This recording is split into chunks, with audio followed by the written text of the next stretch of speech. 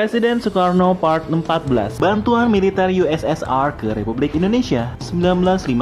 Dalam suasana perjuangan mengembalikan Irian Barat ke pangkuan Ibu Pertiwi, Bung Karno berkunjung ke Amerika Serikat, Soviet, dan Tiongkok. Meski kunjungannya ke AS mendapat sambutan hangat, namun penguasa Amerika Serikat kelihatannya memihak kepada Belanda terkait kasus Irian Barat. Sangat lain ceritanya ketika Bung Karno berkunjung ke Soviet.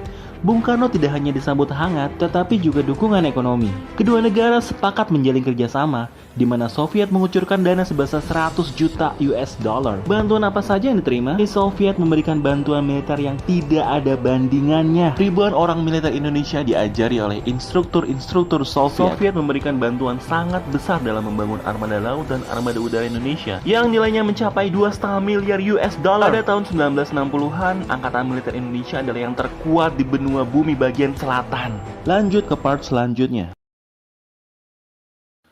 Presiden Soekarno Part 15. Ini merupakan chapter kedua dari bantuan militer yang telah diberikan oleh Soviet kepada Indonesia. Soviet memberikan bantuan 17 kapal perang kepada Indonesia, yang mana untuk angkatan kapal perang laut, Indonesia pernah punya satu kapal perang terbesar dan tercepat di dunia saat itu. Untuk angkatan udara, angkatan perang Indonesia menjadi armada udara paling ditakuti di seluruh dunia. Pada akhir 1960-an, Indonesia dikabarkan memiliki ratusan pesawat tempur canggih. Pesawat tersebut diantaranya adalah 20 pesawat tempur supersonik MiG-21 Fishbat. Kemudian ada 30 pesawat MiG-15. Dan yang tak kalah canggih, kita punya pesawat tempur high subsonic MiG-17. Dan yang paling mutakhir adalah 10 pesawat supersonik MiG-19.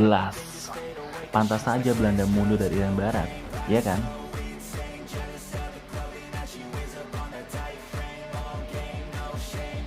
Presiden Soekarno Part 7.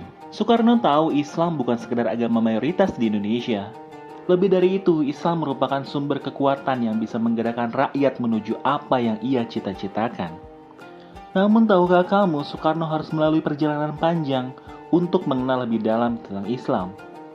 Bung Karno berkata, "Aku tak pernah mendapatkan didikan agama yang teratur karena bapakku tidak mendalaminya.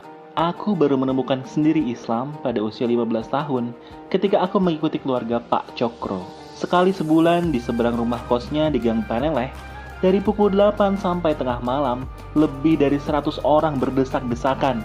Begitu berkarismanya pengikut Pak Cokro, rela berdesak-desakan mendengarkan ceramah agama dan tanya jawab.